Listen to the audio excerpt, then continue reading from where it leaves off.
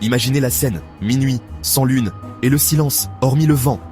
L'air est chargé d'une tension étrange, comme si la nuit elle-même retenait son souffle. Les lampadaires projettent des ombres inquiétantes sur les trottoirs déserts, et chaque bruissement de feuilles semble amplifié dans l'obscurité.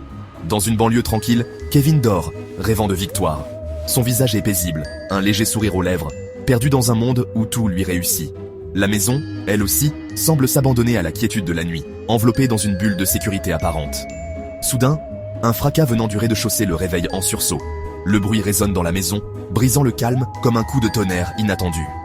Kevin se redresse, le cœur battant, les sens en alerte. Son cœur bat la chamade. Était-ce juste la maison qui s'assoupissait? Non, trop fort, trop soudain. Il sent la peur monter, glaciale, alors qu'il tend l'oreille pour capter le moindre son suspect. Il entend des grattements et des froissements venant de la cuisine. Chaque bruit semble se rapprocher, comme si quelque chose ou quelqu'un rôdait dans l'ombre, cherchant à ne pas se faire remarquer. Figé, Kevin imagine un cambrioleur volant sa console de jeu. Son esprit s'emballe, visualisant un voleur masqué, silhouette furtive, prête à s'emparer de ses biens les plus précieux. Il se dirige à pas de loup vers la porte, écoutant. Il y a clairement du mouvement en bas. Chaque pas est un défi, chaque craquement du plancher fait bondir son cœur. Des ombres menaçantes, les planchers qui craquent, son esprit s'emballe avec des scénarios d'horreur. Il imagine le pire, des silhouettes tapies dans l'obscurité, prêtes à surgir. Combattre, se cacher, crier. Il a besoin d'aide. Son cerveau tourne à toute vitesse, cherchant la meilleure solution pour survivre à cette nuit terrifiante. Saisissant son téléphone, il compose le 911, les mains tremblantes. Il sent la sueur perler sur son front. Chaque seconde semble durer une éternité. C'est ça, l'appel qui pourrait lui sauver la vie. Il retient son souffle, espérant entendre une voix rassurante à l'autre bout du fil. Ou du moins, sa précieuse collection de chips.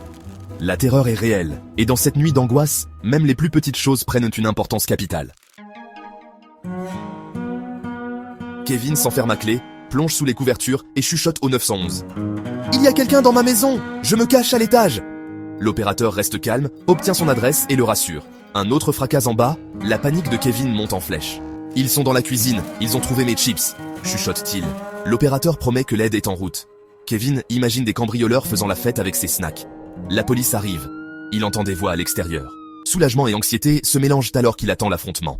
La scène est prête pour une confrontation épique.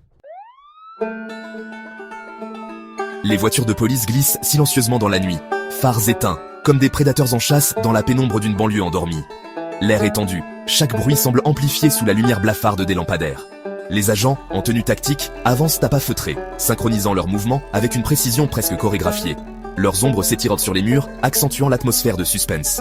Ils approchent de la porte de la cuisine, armes au poing, lampes de poche prêtes à percer l'obscurité. La tension est palpable sur leur visage, chaque muscle tendu, prêt à intervenir. À l'intérieur, c'est le chaos total. Tiroirs ouverts, farine répandue sur le sol, sacs de chips éventrés, miettes partout. La scène ressemble à un champ de bataille culinaire, où chaque recoin raconte une histoire de gourmandise effrénée. Les policiers fouillent à la pièce, inspectant chaque placard, chaque recoin, mais il n'y a aucun signe de cambrioleur.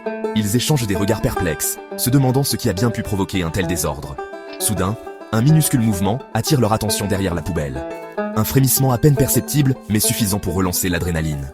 « Montrez-vous !» ordonne un officier d'une voix ferme, braquant sa lampe sur la source du mystère, prêt à découvrir l'intrus. Une petite tête poilue émerge timidement, un raton laveur, les yeux écarquillés, serrant une chips barbecue entre ses pattes, comme un trésor volé. Les officiers, stupéfaits, baissent leurs armes. Un silence gêné s'installe, ponctué d'un soupir de soulagement et d'un sourire involontaire. Le cambrioleur n'est autre qu'un raton laveur potelé, en plein festin nocturne, les joues gonflées de chips et de miettes, savourant son casse-croûte, comme un roi.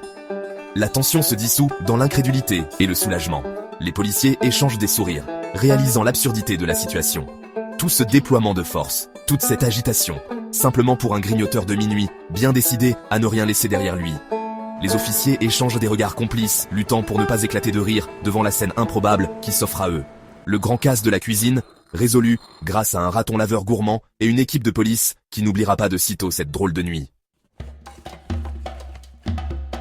L'absurdité est totale. Un raton laveur prit la patte dans le sac, figé dans la lumière de la cuisine comme un voleur surpris en pleine action. Son regard coupable en dit long. Il sait qu'il a été découvert. Mais il ne compte pas lâcher sa précieuse trouvaille. Les officiers signalent à la radio. Le suspect est poilu, queue rayée, résistant à l'arrestation en mangeant des chips. Même les policiers n'en reviennent pas. Ils décrivent la scène avec un sérieux comique, tentant de garder leur professionnalisme face à ce cambrioleur inattendu. Kevin descend furtivement, le cœur battant, s'attendant à tout sauf à ça. Il découvre le désordre et le bandit masqué, qui le fixe sans bouger, comme s'il défiait l'autorité humaine. La réalisation le frappe, il a appelé la police pour un raton laveur. Un mélange de honte et d'amusement le submerge, alors qu'il comprend l'ampleur de la situation. Embarrassé, il écoute les officiers lui conseiller de sécuriser ses poubelles et ses fenêtres. Il lui explique que ces petits bandits sont des experts en effraction domestique, surtout quand il s'agit de nourriture. Le raton laveur s'éloigne en se dandinant, victorieux, emportant son butin comme un héros de dessin animé. Rien ne semble pouvoir l'arrêter, pas même la loi.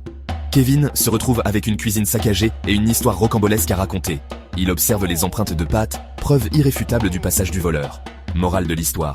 Verrouillez vos portes et vérifiez toujours avant d'appeler le GIGN. Parfois, le danger est bien plus mignon qu'on ne l'imagine. Parfois, les monstres qui hantent nos nuits ne sont que des ratons laveurs affamés, prêts à tout pour une poignée de chips ou un reste de pizza. Merci d'avoir regardé. Abonnez-vous pour plus d'histoires vraies et insolites. Qui sait, la prochaine fois, le héros sera peut-être un autre animal inattendu.